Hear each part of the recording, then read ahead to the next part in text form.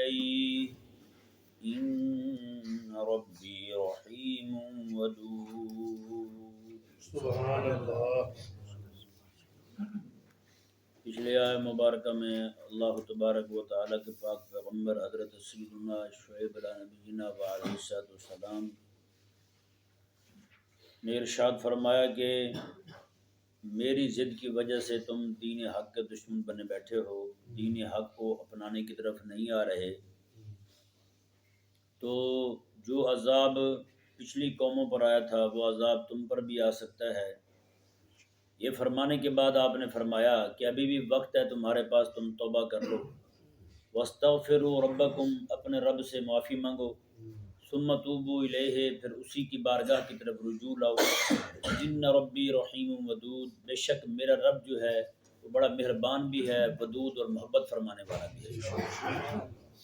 یہ ذہن میں رہے کہ یہ آیہ مبارکہ کا جو حکم ہے خلاق کائنات کی طرف سے، یہ صرف انہی لوگوں کے ساتھ خاص نہیں ہے جو باہمی ضد کی وجہ سے اپنے دین کا، اپنی آخرت کا نقصان کر رہے تھے، بلکہ یہ والا حکم توبہ کرنے کا موجودہ دور کے لوگوں کو بھی ہے۔ جی، موجودہ دور کے لوگ جن کے پاس منبر اور محراب ہے اور فضول مسائل میں قوم کو جو ہے وہ لڑائے بیٹھے ہیں، اور باہمی ضد کی وجہ سے وہ چھوٹے چھوٹے مسائل کو اچھالتے ہیں، اور جو لوگ، اور خاص طور پر وہ لوگ جو فیس بک پر، یوٹیوب پر اپنے جناب ویوز کی چکر میں نعوذ باللہ من ذالک دین متین کا نقصان کرتے ہیں، ان میں سے ہر ایک کے لیے خلاق کائنات کا یہ پیغام ہے، واستغفروا ربکم، تم اپنے رب کی بارگاہ میں معافی مانگ لو، تم اپنے رب کی بارگاہ میں معافی مانگ لو۔ جی، ہر بندہ جو ہے کوئی بھی عمل کرنے سے پہلے سوچے کہ میرے اس عمل کا میرے دین کو کیا فائدہ ہے، جی، یا میرے مسلمان بھائی جو ہیں ان کے دین کو کیا فائدہ ہے۔ جی ہاں، فائدہ ہے یا نقصان ہے، ان دو باتوں پر غور کر لے، فائدہ ہے تو بولے، نقصان ہے تو پھر خاموشی اختیار کر لے۔ جی، مزید تفریق، مزید دھڑا بندی جو ہے یہ انتہائی نقصان دہ ہے، اور اسی سے بچنے کے لیے حضرت سیدنا شعیب علیہ نبینا علیہ السلام نے اپنی قوم کو بطور خاص فرمایا، واستغفروا ربکم ثم توبوا الیہ، اپنے رب کی بارگاہ میں معافی بھی مانگو اور توبہ بھی کرو، بے شک میرا رب جو ہے وہ رحیم بھی ہے اور ودود بھی ہے، محبت فرمانے والا ہے۔ کوئی بندہ توبہ کر کے اس کی بارگاہ میں آ جائے، اللہ تبارک و تعالی جو ہے وہ محبت کی چادر اس پر تان دیتا ہے، کوئی معافی مانگنے والا بن جائے، میرا رب جو ہے وہ رحیم، بڑا مہربان ہے، اس کی معافی کو قبول فرما لیتا ہے۔ یہ فرمانے کے بعد قوم جو ہے اپنی ضد اور ہٹ دھرمی کا مظاہرہ یوں کرتی ہے کہ حضرت شعیب علیہ السلام کو کہتے ہیں، قالوا، وہ بولے، یا شعیب ما نفقہ کثیرا مما تقول، تیری تو بہت ساری باتیں ہماری سمجھ سے باہر ہیں، ہمیں سمجھ نہیں آتی تیری باتیں کہ تو کیا کہتا ہے، ما نفقہ کثیرا مما تقول، تیری باتیں ہماری سمجھ میں نہیں آتی۔ نعوذ باللہ ثم نعوذ باللہ من ذالک، یہ ذہن میں رہے بھائی، جب بندے پر خواہشات کے پردے پڑ جائیں، اس کے دماغ پر نفسانیت اس پر غالب آ جائے، پھر بندے کو دین حق سمجھ نہیں آتا۔ ہاں جی، پھر دین حق جب بیان کیا جائے تو وہ اپنی خواہش کو ترجیح دیتا ہے، رب تبارک و تعالیٰ کے حکم کو ترجیح نہیں دیتا۔ اور موجودہ دور میں بھی آپ دیکھ سکتے ہیں کتنا بڑا طبقہ ہے لوگوں کا جو نعوذ باللہ علماء کو کہتے ہیں ہمیں بھی آپ کی باتیں سمجھ نہیں آتی، ہمارا خطیب، ہمیں تو اس کی بات سمجھ نہیں آتی، پتہ نہیں کیا کہتا رہتا ہے، یہ باتیں کرتے ہیں۔ تو جب یہ بات بندے میں آ جائے تو مطلب یہ ہے، نتیجہ نکالنا بڑا ہی آسان ہے۔ قوم شعیب علیہ السلام کا قصہ، مدین کا قصہ یہ سامنے رکھیں اور دیکھیں، قوم جو ہے وہ حرام کاری میں مبتلا تھی، مطلب یہ کہ لین دین میں غبن کرتی تھی، لین دین کے معاملات میں جناب وہ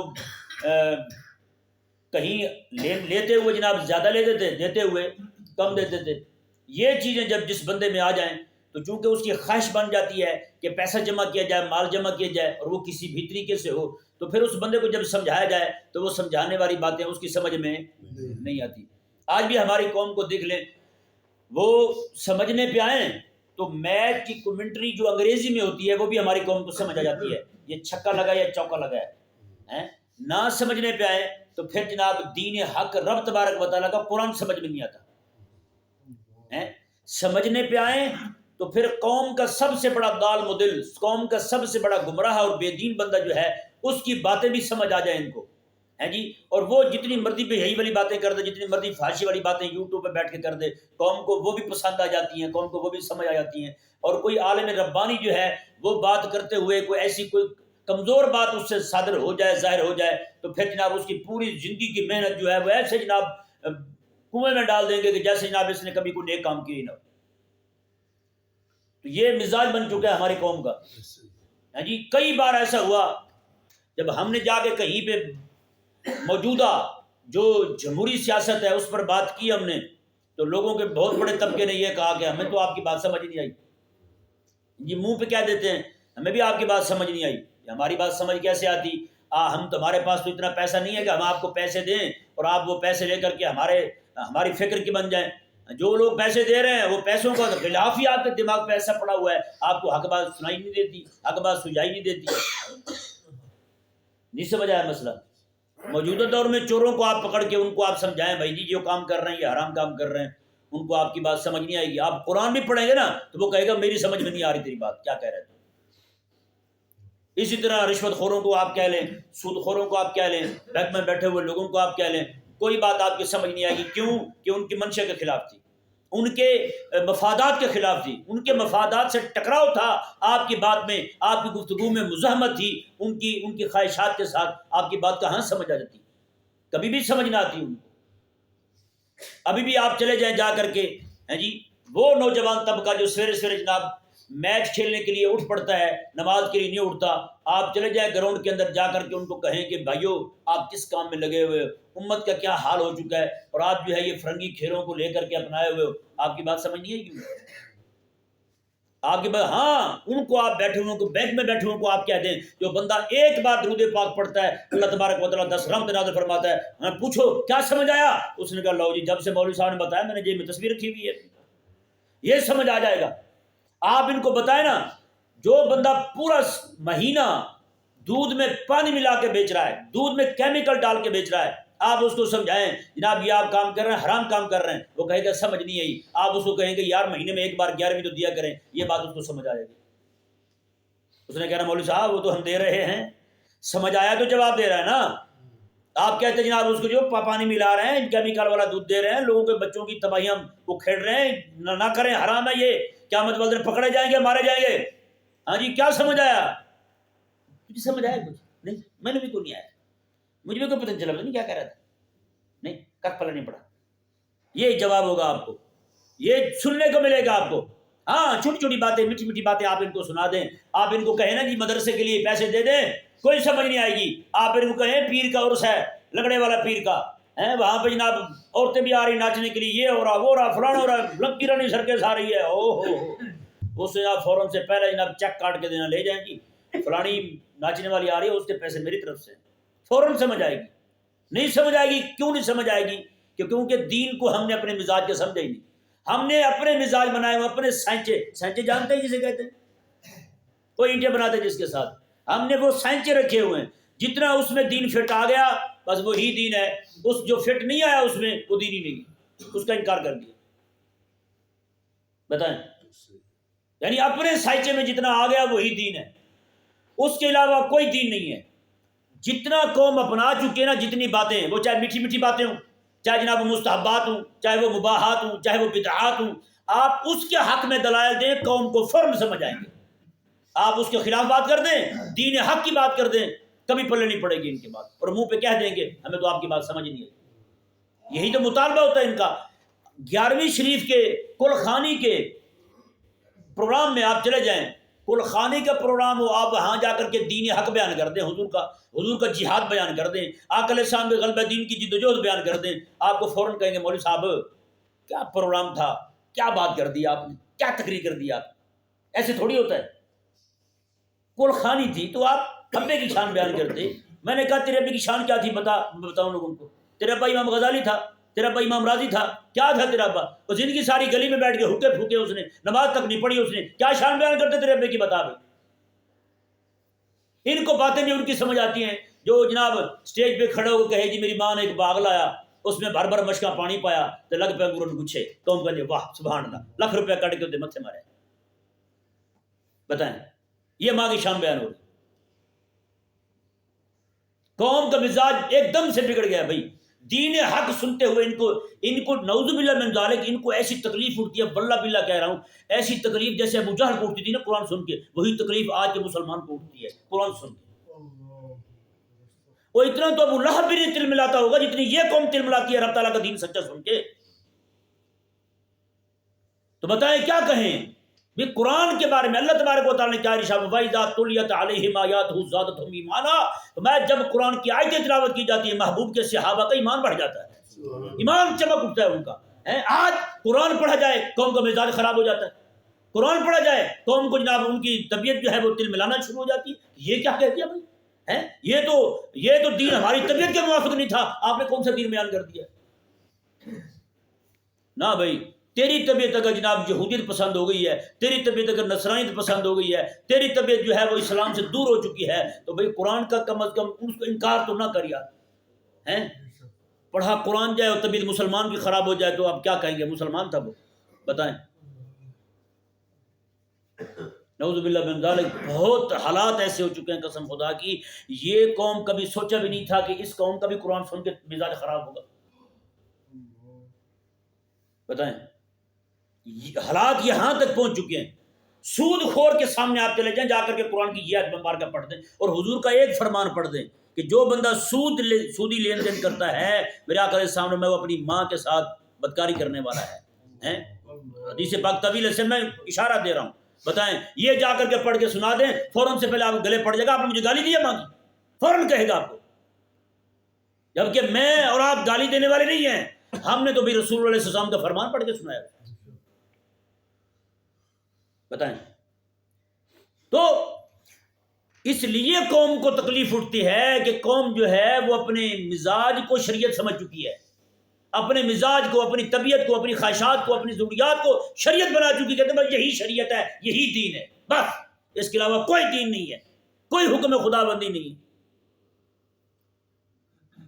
اللہ اکبر، یہ تو بھی پتہ چلے گا تب جب ہم جائیں گے سامنے خلاق کائنات کے، پھر کوئی بول کے دکھائے، وہاں کو بتائے پھر، ہیں جی تو نے کس چیز کو شریعت سمجھا تھا؟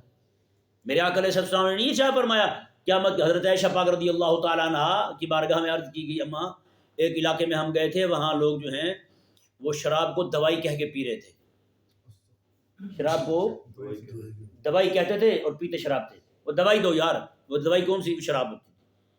اللہ اکبر، حضرت عائشہ پاک رضی اللہ عنہ صدق رسول اللہ، اللہ کے رسول نے سچ فرمایا تھا، لوگ جو ہیں وہ حرام چیزوں کے نام بدل بدل کے حرام کو حلال سمجھ کے کھائیں گے، حرام چیزوں کے نام بدلیں گے، حلال والے رکھیں گے اور ان کو استعمال کریں گے۔ آج بتائیں شراب کو دارو کہتے نہیں کہتے؟ آج رشوت کو مٹھائی کہتے نہیں کہتے؟ ہاں جی، سود کو نفع کہہ کے حلال کر رہے نہیں کر رہے؟ کیونکہ نفع تو حلال ہے، رب تبارک و تعالیٰ میں وَأَحَلَّ اللَّهُ الْبَيْعَ وَحَرَّمَ الرِّبَا، فرمایا کہ خرید و فروخت کے نتیجے میں جو چیز آنے والی ہے وہ نفع تمہارا نہیں، یہ حلال ہے، اور سود جو ہے یہ حرام ہے۔ اور حرام کو جب وہ نفع کہیں گے مطلب یہ کہ وہ سود کو حلال کہہ رہے ہیں جی، جب وہ رشوت کو مٹھائی کہیں گے تو مطلب یہ ہے کہ اس کو حلال کہہ رہے ہیں۔ یہ تو میرے کریم آقا علیہ السلام نے فرمایا تھا۔ اور آپ جب جا کر کے ان کے سامنے رشوت کی تعریف کریں گے، رشوت جو لینے والا دینے والا ہے اس کے متعلق بیان کریں گے تو وہ ان کو بات سمجھ نہیں آئے گی، کیونکہ وہ تو اسے حلال سمجھ چکے ہوں گے۔ آپ کہہ رہے ہوں گے حرام، تو کبھی بھی اس کو حرام نہیں مانیں گے، کہیں آپ کی باتیں سمجھ نہیں آتی ہیں، کیا کہہ رہے ہیں آپ؟ اللہ کے کائنات نے ارشاد فرمایا، جی دیکھیں انہوں نے حضرت شعیب علیہ السلام کو کہا ما نفقہ کثیرا مما تقول، ہمیں تو بھئی آپ کی باتیں سمجھ نہیں آتی، ہمیں تو سمجھ نہیں آتی۔ وَإِنَّا لَنَرَاكَ فِينَا ضَعِيفًا، اور تو اتنا تکڑا بھی نہیں ہے ہمیں، اتنا کوئی مضبوط بندہ تھوڑی ہے ہمیں کہ ہمارے روزانہ جو ہے نا ہمارے اوپر چڑھ کے جناب ایسی باتیں کرتا رہتا ہے، تم روزانہ تیری باتیں سنتے رہتے ہیں، ہماری خواہشات کے خلاف، ہماری مرضی کے خلاف تیری باتیں سن رہے ہیں۔ نعوذ باللہ من ذالک۔ آگے انہوں نے پتہ کیا کہا؟ انہوں نے کہا وَلَوْلَا رَحْتُكَ لَرَجَمْنَاكَ، استغفر اللہ، کیونکہ شعیب علیہ السلام بھی ان کی قوم کے تھے، اور شعیب علیہ السلام کا خود قبیلہ جو ہے وہ اس قبیلے کے بھی بہت سارے لوگ جو ہیں ابھی تک شرک میں مبتلا تھے، وہ بھی سارے انہی کے ساتھ کھڑے ہوئے تھے۔ تو شعیب علیہ السلام کی قوم نے شعیب علیہ السلام کو کہا وَلَوْلَا رَحْتُكَ لَرَجَمْنَاكَ، اگر یہ تیری برادری کے لوگ ہمارے ساتھ کے نہ ہوتے تو ہم تجھے پتھر مار مار کے مار دیتے ہیں، لَرَجَمْنَاكَ، ہم تجھے پتھر مار مار کے رجم کر دیتے، تجھے چھوڑتے نہ ہم کبھی بھی۔ یہ صرف تیری برادری کا منہ ہے کہ ہم تجھے چھوڑے ہوئے، صرف تیری برادری کی وجہ سے ہم چھوڑے ہوئے۔ اللہ اکبر کبیرہ. آج بھی اندازہ لگائیں جی علماء حق جو ہیں ان کے ساتھ کیا ہوتا ہے، جو بندہ کلمہ حق کہنے والا ہے اس کے ساتھ کیا ہوتا ہے. جگہ جگہ بیٹھ کے ان کی عزت اچھالی جائے گی، جھوٹے الزامات، جھوٹی تہمتیں لگائی جائیں گی، گلیوں میں، چوکوں میں، چوراہوں میں. جناب ان کے پاس کوئی مضمون ہوگا، پسندیدہ ترین مضمون، فیورٹ مضمون قوم کا ہے تو وہ مولویوں کو گالیاں دینا ہے.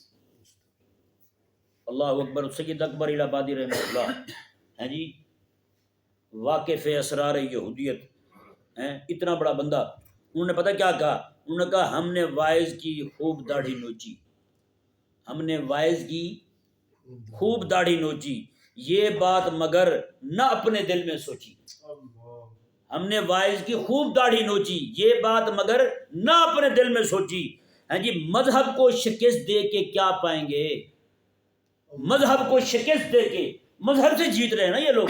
عالم کے سامنے کھڑے وہ ٹکرا رہے ہیں، عالم سے، وائز سے جو ٹکرا رہے ہیں تو مطلب کس سے ٹکرا رہے ہیں؟ حضور کے دین سے ٹکرا رہے ہیں نا. وہ تو کھڑا دین کی بات کر رہا ہے، اس نے کون سی اپنے ابے کی بات کی ہے؟ مذہب سے جیت کر کیا پائیں گے؟ میں آخر کو ایک موچی کے موچی آتے ہیں، آخر میں کیا ہوگا؟ موچی کے موچی رہ جائیں گے. پھر یہ تو ہم نے کبھی بات سوچی کوئی نہیں کہ مذہب سے ٹکرائیں گے، دین سے ٹکرائیں گے، اسلام سے ٹکرائیں گے تو پھر کیا ہوگا؟ وہ جو دین حق سنانے والا بندہ ہے، جو ہمارے ایمان کی فکر کرنے والا ہے، آخر خاموشی ہو جائے گا تو پھر کیا ہوگا؟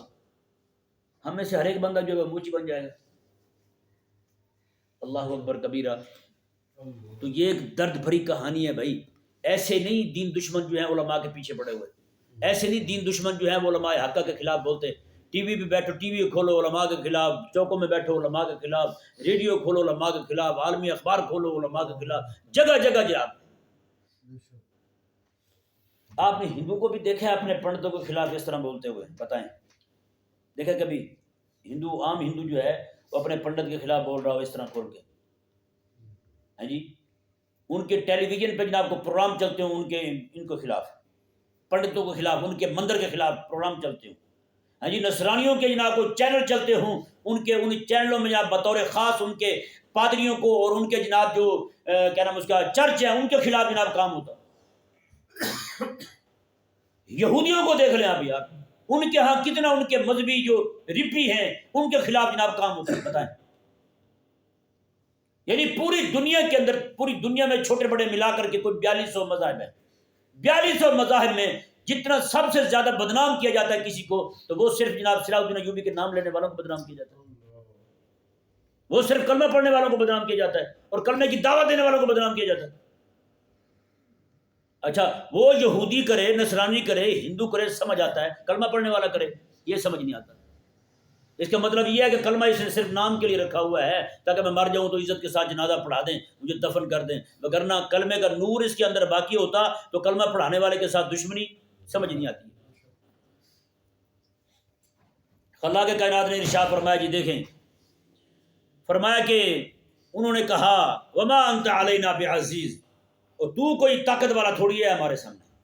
یہ قوم شعیب کہہ رہی ہے، قوم مدین کہہ رہی ہے شعیب علیہ السلام کو، تو کوئی غلبے والا تھوڑی ہے، تیرے پاس کوئی سیاسی طاقت تھوڑی ہے، تیرے پاس افرادی طاقت تھوڑی ہے، کچھ بھی نہیں ہے تیرے پاس. اللہ اکبر کبیرہ. قسم خدا کی شعیب علیہ السلام نے جو بات کی نا، کاش کے بندے کے دل میں ایمان ہو، دل پھٹ جائے، اس کا دل چر جائے اس بندے کا کہ شعیب علیہ السلام نے کہا کیا تھا.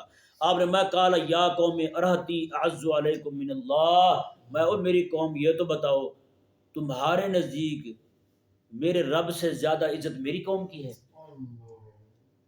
ہے؟ ارہتی اعز علیکم من اللہ، وہ اللہ سے بھی زیادہ عزت میری قوم کی ہے. تم نے یہ دیکھا کہ میں ان کی قوم کا بندہ ہوں، یہ میری برادری ہے، یہ میرا قبیلہ ہے، یہ تم نے دیکھ لیا، اس سے حیا کر کے تم مجھ پہ پتھراؤ نہیں کر رہے، مجھے رجم نہیں کر رہے، مجھے مرجوم نہیں کر رہے تم. تو مجھے یہ تو بتاؤ کہ میں اس رب تبارک و تعالیٰ کا نبی بن کے آیا ہوں، اس رب تبارک و تعالیٰ کا دین تم کو سنا رہا ہوں، اس کی حیا نہیں آئی تمہیں؟ اللہ اکبر کبیرہ. اللہ کے کائنات نے ارشاد فرمایا کہ حضرت سیدنا شعیب علیہ السلام نے فرمایا وَاتَّخَذْتُمُوهُ وَرَاءَكُمْ ظِهْرِيًّا، فرمایا کہ تم نے میری قوم کی تو عزت کی ہے لیکن رب تبارک و تعالیٰ کو تم نے اپنی پیٹھ کے پیچھے پھینکا ہوا ہے. اسے تو اپنی پیٹھ کے پیچھے بنا لیا تم نے، رب تعالیٰ کو تو پیٹ کر چکے ہو، اس کی کوئی عزت نہیں ہے تمہارے نزدیک. اللہ اکبر. آپ نے فرمایا ان ربی بما تعملون محیط، لیکن یہ ذہن میں رہے تم جو کچھ بھی کر رہے ہو نا میرا رب جو تمہارے تمام کاموں کو گھیرے ہوئے، ہاں تمہارے تمام اعمال کو گھیرے ہوا میرے رب۔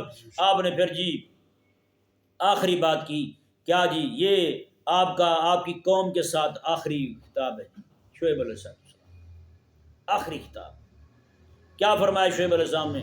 وَيَا قَوْمِ، اے میری قوم، اعملوا علی مکانتکم انی عامل، میں تم بھی اپنی جگہ کام کرو، میں بھی اپنی جگہ کرتا ہوں، بس تم شرک کرتے ہو کرو، ٹھگیاں کرتے ہو کرو، لیکن میں ایک وحدہ لا شریک رب کی عبادت کروں گا، اور اسی وحدہ لا شریک کے کہنے پر ناپ تول میں کوئی کمی نہیں کروں گا، جس کا جتنا بنتا ہے اتنا دوں گا، جتنا میرا بنتا ہے اتنا لوں گا میں اسے، میں اپنی جگہ کر رہا ہوں تم اپنی جگہ کرو۔ اور آگے فرمایا اللہ اکبر کبیرہ، حضرت شعیب علیہ السلام نے فرمایا کہ میں سوف تعلمون، کیسے لطیف انداز میں دھمکی دی آپ نے، میں سوف تعلمون، تمہیں پتہ چل جائے گا، لگ جائے گا پتہ تمہیں بھی، من یاتیہ عذاب یخزیہ ومن ہوا کاذب، پتہ چل جائے گا جب عذاب آئے گا تو عذاب ذلیل کرنے والا ہوگا، تو پتہ چل جائے گا کون جھوٹا تھا کون سچا تھا۔ وارتقبوا انی معکم رقیب، جاؤ تم بھی انتظار کرو اس عذاب کا، میں بھی انتظار کرتا ہوں، انتظار کر لو، بیٹھو تم۔